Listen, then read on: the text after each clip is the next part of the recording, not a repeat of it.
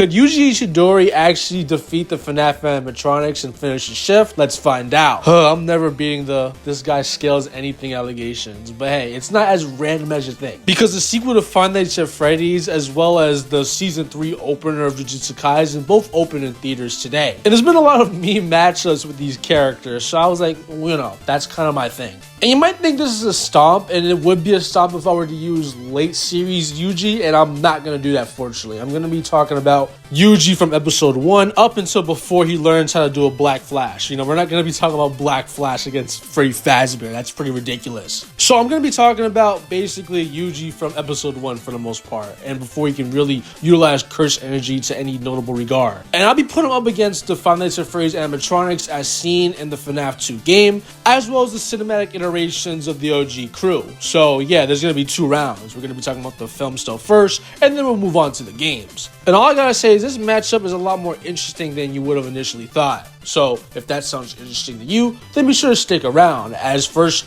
I'm going to ask you guys to subscribe to the channel. We're on the road to 110,000 subscribers by the end of the year, and I think it's a goal that we can realistically hit. Our first goal was 100,000, and we hit that back in October, so we've certainly hit the ground running here on the channel. And I want to thank each and every one of you for the support. And for those of you guys who have never seen me before, I power scale tons of IPs all throughout the week. We post shorts, long format videos like this, and we're even streaming again. So considering that all of this is free, you're going to be getting a lot of content out of me. Be sure to follow my socials in the description down below, and we even have a Discord now. Or, we've been at a Discord, but it's public. But with the shameless shilling out of the way, and I do mean shameless, subscribe, let's get into the topic that you clicked the video to find out.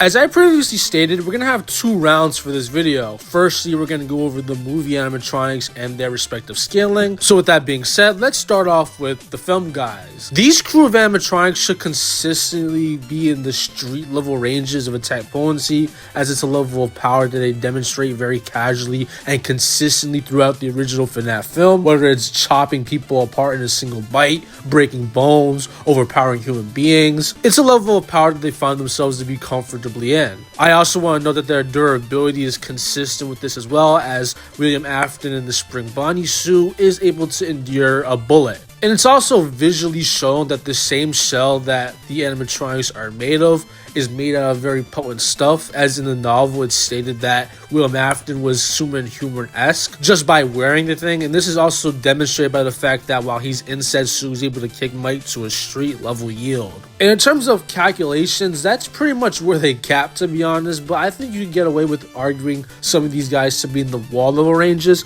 off of the fact that street level is something they get so casually and consistently. So yeah, they're probably around wall level at best. Like if you get to street level off of a simple chomp of your mouth. And I don't think it's unrealistic to say that if you were able to punch with said power, you wouldn't be around wall level. As for the speed of these guys, they seem to be like their game counterparts, as they're consistently blitzing human beings. They're able to traverse vast hallways in a matter of like seconds, with this instance in particular being calculated to be anywhere between peak human at a low end to even superhuman at best. And I just want to say that the low end of Foxy's speed is actually equivalent to athletic reformers such as Usain Bolt. And honestly, it's pretty funny to think about how the FNAF animatronics could be just as, if not even faster than the actual fastest human being on the planet. But at best, these guys would be in the subsonic range via their scaling to the cupcake, as in the novelization of the film, it's stated that said cupcake is able to jump at speeds comparable to an average compound bow, with these weapons being able to fire arrows at speeds equivalent to 101 meters per second. And as for the toy animatronics, we haven't seen them yet due to the fact that the movie isn't out, but if they're anything like their game selves,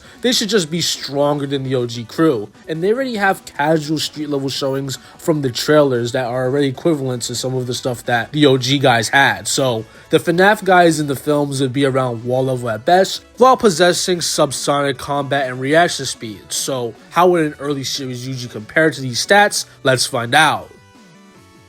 I wanted to use Yuji before he learns his Black Flash and really becomes a very skilled sorcerer, as by the beginning of the series, it's very, very apparent that Yuji is a superhuman character. And somehow, if you haven't gotten the impression, it's stated by characters in the show. But I mean, who needs that when the introduction to the guy is him casually beating the iron ball toss record by throwing the thing so hard that it dents a soccer goal? Megumi says that he casually runs at 50 meters meters per second. And even before he meets Gojo, he's swapping hands with a grade 2 curse. And for reference, we have an entire chart that says that grade 2 curses are so dangerous that you need an entire shotgun if you want to even think about swapping hands with them. And here Yuji is in high school just pretty much doing that with his bare hands. But if we want calculations, in his first fight against Mahito, when he gets the guy super angry, Yuji's able to dent a series of walls. And if we use the manga, it's been calculated that Yuji was outputting energy equivalent to almost 450 kilojoules, which is a level of power that is 90 times stronger than the best calculation that we have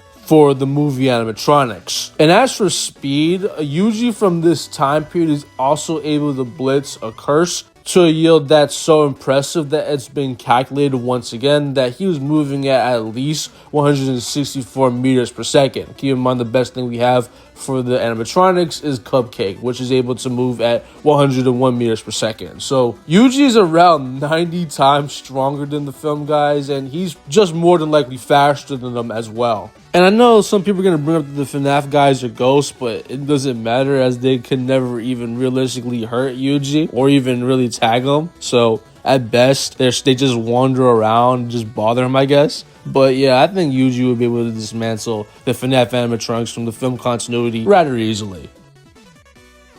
Obviously, I'm going to go over FNAF 2, as that's the game that the new film is based on. So yeah, let's get into that. This game has a ton of animatronics, but they all have a pretty straightforward scaling chain, as the withers should be comparable to the OG animatronics, and they're upscaled by the toy animatronics. But if we want to get an attack potency gauge for the game, guys, then we're going to have to go over the Twisted One novelization. As well, yes, the book continuity is not canon to the games. It exists parallel to said games to begin with us having tons of statements to support this sentiment, meaning that the scaling chain presented in the novels should be applicable to game discourse. But anyways, the Twisted One animatronics have really impressive feats, as they're able to just walk through walls to a small building level yield that would scale to their AP and durability, as they're just shoving their body through it. They're able to no-sell bullets, and they're also able to even survive an explosion that's been calculated to be anywhere between small building level plus at a low end to even just baseline building level. Bringing up the feats of the Twisted One animatronics is very important because they get laid out by the OG crew, and we already talked about how the OG crew should be comparable to the withers, and the OG crew is just confirmed to be weaker than the toy animatronics, as the toys are just made out of a stronger, more durable exoskeleton. So pretty much all the FNAF animatronics from the second game should be in that building level range pretty comfortably, and they do have feats to reflect that. They have casual wall level stuff. Mango literally caused the bite of 87 just by herself. And pretty importantly, it's noted in the week before novelization that the OG animatronics are able to endure the building's power being siphoned into their animatronic shells. And then they use said power to boost their capabilities. So yeah, they have pretty casual building level showings. And as for the speed of these characters, they should be in the subsonic range, as throughout guides as well as novelizations, they're noted to be very fast, and they just blitz humans all the time, with their speed even being likened to blurs. So yeah, the FNAF animatronics in the game continuity would be around building level, and they would possess subsonic combat speeds and reactions. With this boost in attack potency, let's see how Yuji would compare. But before that, I want to get into today's sponsor of the video, being myself. As you guys know, we recently hit 100,000 subscribers, and I'm very, very thankful. But with that being said, it kind of opened my mind, and I came to the realization that I want to expand our reach. I'm not asking for any money or anything like that. I'm just announcing that I'm going to be taking the platforms of Instagram and TikTok very seriously. So be sure to follow both of these platforms, right? I'm going to be posting all of my shorts on there earlier from now on. And on top of that, I'm going to be returning to making my post slideshow power scales or versus matchups. They're basically these kind of photo slideshows that explain a matchup or a character scaling. They're pretty nice to look at. I had fun making them, and I used to do these before I even made videos. So returning to this format, it's going to be very nostalgic, and I'm excited to do it. So be sure to follow these platforms. But yeah, I know that's not enough for you guys to actually go out and do that, as I'm going to propose something to you. If you get my Instagram and my TikTok to 10,000 followers apiece, I will actually unironically do a composite Godzilla video. And on top of that, I've got my face reveal on my Instagram. So if you want to see a composite Godzilla video, as well as see my face, be sure to follow these platforms. But with that being said, let's get back to the video.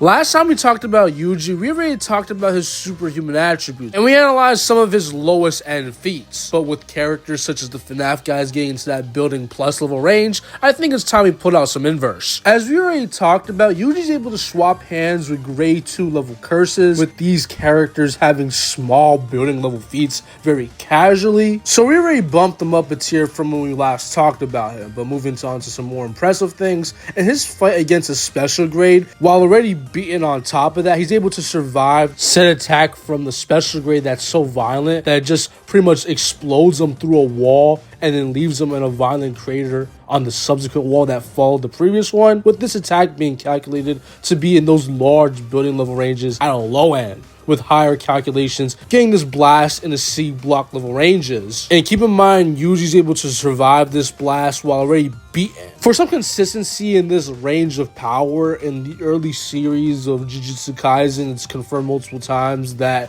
Yuji is the strongest of the students, with even Todo saying that Yuji's just straight up stronger than him in terms of raw physicals. This is important because during Shibuya, Todo is able to survive Mahito's city block level attacks. And while yes, this is a feat from season 2, it would still scale to Todo from this time period, so Yuji would just arguably upscale this showing. Meaning that before he even becomes a good sorcerer and learns how to use a Black Flash, he's able to arguably endure and output city block level energy at a high end. But if you want to use low balls, he gets up to around large building level. And if we want to talk about calculations, at worst, Yuji would find himself scaling the forces that are around 2 to 6 times greater than the best calculation we have for the OG group and the toys to upscale. And once again, that's just a low end interpretation of this feat. He comfortably gets into those C block level ranges. So at worst, he's 6 times greater, but more than likely, he's probably dozens of times stronger than even the toys. And speed doesn't really matter still, because we already talked about how Yuji casually gets into the subsonic ranges, and that's where the FNAF guys kind of cap, even in the games. So Yuji would be easily able to defeat the animatronics in the FNAF film, as well as the FNAF animatronics from the second game. But what about the ghosts, such as Golden Freddy, Shadow Bonnie, and even the marionette? And while these seem like a problem at first, one thing you have to remember is that Yuji has Sukuna in his soul. So if the marionette or Golden Freddy actually tried to attack Yuji on that level, Sukuna would just be like, yo, get out my body, bro. This is my host. Similar to how he done Mahito. So funnily enough, Yuji does have an answer for the spiritual aspects of these characters. So he would be able to beat them up, and he's got pretty good soul defense just because of Sukuna. So yeah, as everyone expected, Yuji would be able to easily defeat the animatronics. But hey, what do you think? Did I downplay the animatronics, or did I wank Yuji? Whatever you think, be sure to let me know in the comments down below. But as always, I'll see you guys next week with another video. But until then, stay big, G fans.